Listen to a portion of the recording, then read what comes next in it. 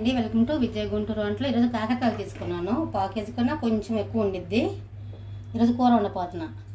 పైన పొట్టు వేసుకొని లోపల సన్నగా కట్ చేసుకొని లోపల గింజలు ఉండిద్దిగా తీసేసుకుందాం. ఇది షుగర్ పేషెంట్లకి చాలా మంచిదన్నమాట. ఇది తింటే షుగర్ అనేది కొద్దిగా కంట్రోల్గా ఉండిద్ది. ఉల్లిపాయలు టమాటాలు అదని కట్ చేసుకొని వద్దాం. స్టవ్ వెలిగించి బాండీ పెట్టాను. ఫస్ట్ ఆయిల్ వేద్దాం.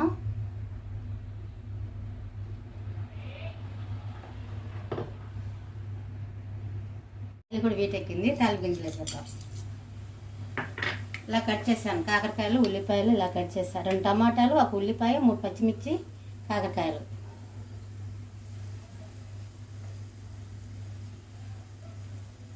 తాలింపు గింజలు వేగడానికి 1 నిమిషం టైం పట్టి ఒక చిట్టుపట్లాడింది కదా. పచ్చిమిర్చి ముక్కలు, ఉల్లిపాయ ముక్కలు, ఉల్లిపాయలు కాస్త వేగాలి.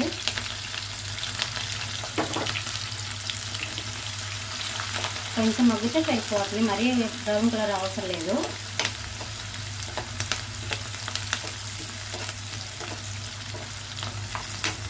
ఇప్పుడు కాకరకాయ ముక్కలు కూడా వేసేద్దాం.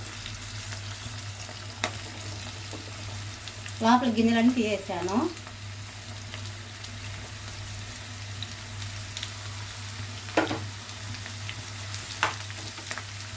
దీంట్లోనే కొంచెం ఉప్పు వేసుకుందాం.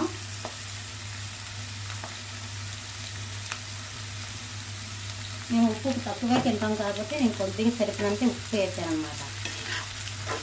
ఒకసారి కలుపుదాం.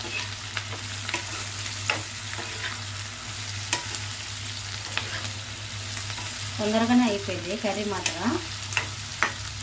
మూత పెట్టి 1 నిమిషం దాకా మగ్గనిద్దాం. మెయిన్గా మూత తెచ్చేద్దాం. కాస్త మగ్గింది.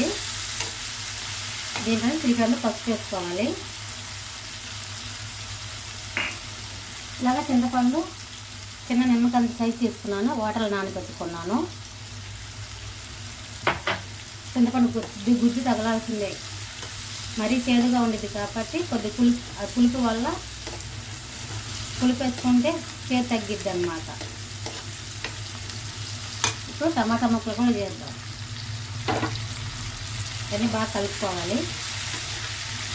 బాగుండేది కర్రీ మాత్రం. షుగర్ వాళ్ళకి మంచిది అన్నమాట. ఇలా తింటే నార్మల్ కూడా తినవచ్చు. మన నులుపు ఉండేదిగా కడుపులో అదన్నీ చచ్చిపోద్ది అన్నమాట ఇలా చేదు తింటే. మన ఏది తిన్నా నులుపు అనేది తయారైద్ది అనమాట పొట్టలో. ఇలాంటి తింటే చచ్చిపోద్ది అనమాట చేదు. మూత పెట్టి 1 నిమిషం మగ్గనిద్దాం. టమాటాలు కాస్త మగ్గాలి. మూత వేసి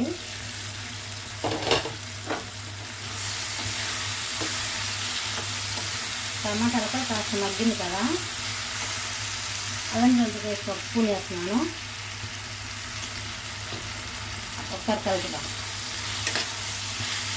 ముక్కలు కట్టేలా బాగా కలుపుతాం. కలిపిన కదా 3 స్పూన్లు కారం తీసుకుంటాను. అది బాగా చేదు ఉండిద్ది కాకరకాయ. కొద్ది ఘాటు తగలాల్సిందే. 3 స్పూన్లు తీసుకుని అలాగే చింతపండు ఇలాగా పిసుక్కోవాలి. చింతపండు గుజ్జు కూడా వేసేద్దాం.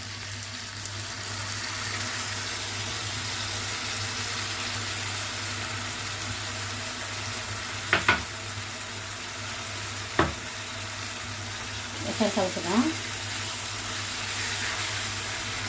అవసరమైతే మీరు బెల్లం ముక్క కొద్దిగా వేసుకోండి. నాకు చేదు ఉండాల్సిందే, అందుకని నేను బెల్లం వేయట్లే కదా. మీకు కావాలంటే బెల్లం వేసుకోవచ్చు. కొద్దిగా చిన్న ముక్క బాగా చేదు తగ్గిద్ది బెల్లం వేసుకోవటం వల్ల. నాకు చేదుగానే ఉండాలి కాబట్టి నేను చింతపండు గుజ్జు మాత్రం కొద్దిగా వేసాను. కొంచెం వాటర్ వేద్దాం, ఉడకాలి కదా. కొద్దిగా వాటర్ వేద్దాం. బెల్లం వేసుకుంటే ఇంకా టేస్ట్ బాగుండిద్ది. మాకు కొద్ది చేదుగా ఉండాలి కాబట్టి నేను బెల్లం వాడట్లేదు ఇక్కడ. మీరైతే మీరు వేసుకోండి. మూత పెట్టి 1 2 నిమిషాలు మగ్గనిద్దాం. ఉడకాలి కదా.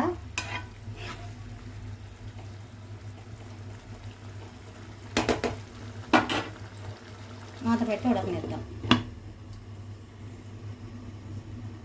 మూత వేసి.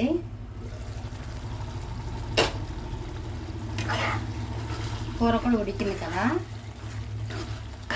కొంచెం కొత్తిమీర లాస్ట్లో.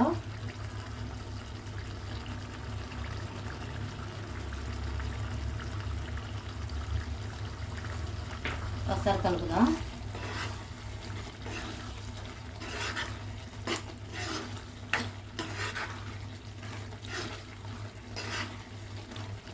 స్టవ్ ఆఫ్ చేస్తున్నాం. ఒక బౌల్లో తీసుకున్నాం.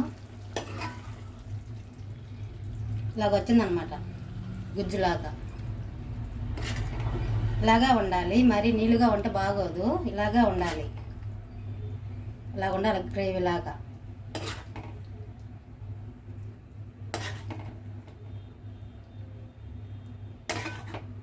ఇంతేనండి వీడియో. ఎలా కనిపిస్తుంది చూడండి, కలర్ఫుల్ కనిపిస్తుంది కదా, చాలా బాగుండేది. షుగర్ చాలా మంచిది అనమాట. మీరు కూడా మీ ఇంట్లో ఎవరైనా షుగర్ ఉంటే వాళ్ళకి ఎలా చేసి పెట్టండి. షుగర్ అనేది కంట్రోల్ ఉండిద్ది అనమాట. చూడండి ఎలా కనిపిస్తుంది చూడండి. ఇంకేనండి వీడియో. మా వీడియో నచ్చినట్టయితే లైక్ చేయండి, షేర్ చేయండి, సబ్స్క్రైబ్ చేయడం మాత్రం మర్చిపోకండి. మంచి మంచి వీడియోలు చూపిస్తే నచ్చితే ఫ్రెండ్స్ కూడా షేర్ చేయండి. నెక్స్ట్ వీడియో కలుద్దాం.